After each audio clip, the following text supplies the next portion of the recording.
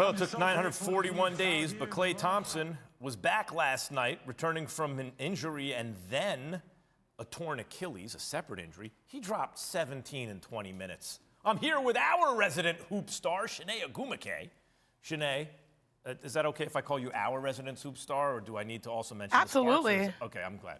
Well, we were all worried about whether we see the Klay of old, right? Did you see that guy last night? One second, Max. Klay area!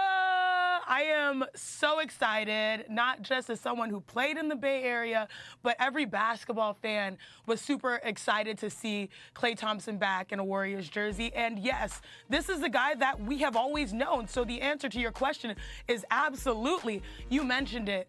941 days, too long. 177 games he missed, way too long. And what I loved in the first game back, as you're seeing these highlights, is that he did not wait for his opportunity. He took it. First play of the game, scored. And then that thunderous dunk, and then my favorite thing, the face right there, the fizz face, as they say in the Bay Area. So it was an amazing return for Klay Thompson. I feel like that's probably one of the special moments, not only for him, but his entire team. I'm going to call him Klay. I'm going to call him Klay. I mean, like, if they come back and win the championship this year, he's going to have to change his name to Ali Thompson. Does the return of Klay Thompson make the Warriors the favorite to come out of the West, Chiney? Honestly, I think it's 50-50 for me right now. And if you look at the records, I believe both teams, the Warriors and the Phoenix Suns, are both 30-9. And so the Warriors have a test with their upcoming games, the upcoming road schedule. But right now, I think it's neck and neck between the Bay and the Valley boys. And I'll say this, the one caveat that I've always said about, the Bay Area and Steph Curry and the Warriors, they don't have a true center. You know who does? DeAndre Ayton emerging as a baller, potentially first-time All-Star for Phoenix. That's the X factor in a matchup where, okay, maybe James Wiseman comes back. So I love the Warriors. I love what they've been able to do. I think they are favorites, co-favorites with the Suns, and I give maybe potentially a nod in a series, maybe at this point, given health and circumstances later on, based on that center position that the Phoenix Suns have.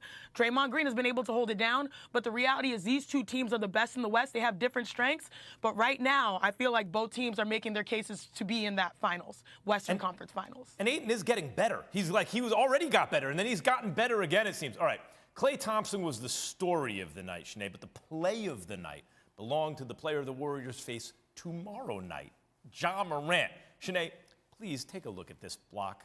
I mean, come on. How is Avery Bradley supposed to deal with friends and family after this one?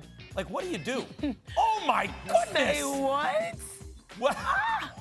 I love this, Max, for multiple reasons. Max, look at how it's Russell Westbrook that missed, the ball, the rebound after Ja blocked it. I think it's crazy in these amazing moments.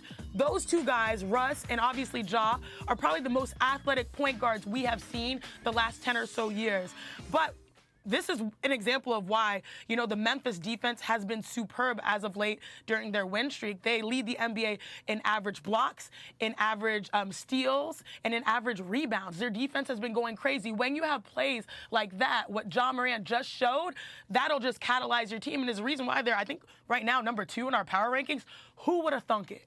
It's like Ja's like an X-Man posing as a basketball player, and he almost gave away the fact that he's actually superhuman. Like, he really started to fly and then remembered, oh, no, people can't know I actually fly. Let me just stop and grab this ball. They can't see all my tricks just yet. Right, it's unbelievable. Can they surprise people in the playoffs this season? I can see a run similar to what we saw in the Eastern Conference all the way to the Eastern Conference Finals, like the Atlanta Hawks. This Memphis Grizzlies team has a lot of the same capabilities. Both we saw, last year we saw Trae Young dazzle and shush the guard in, right, and take a bow. I mean, Ja's having that meteoric type of rise where it seems like, especially now, just refining and peaking, hopefully, at the right time. Their defense is great. Their development as a team overall, Jaren Jackson Jr., Desmond Bane going from about, I think 7 points per game to this year 17 points per game. Their development and their defense has been a reason why they're profoundly successful, and I think they can surprise some real teams out west come the playoffs. Thanks for watching ESPN on YouTube. For live streaming sports and premium content, subscribe to ESPN+.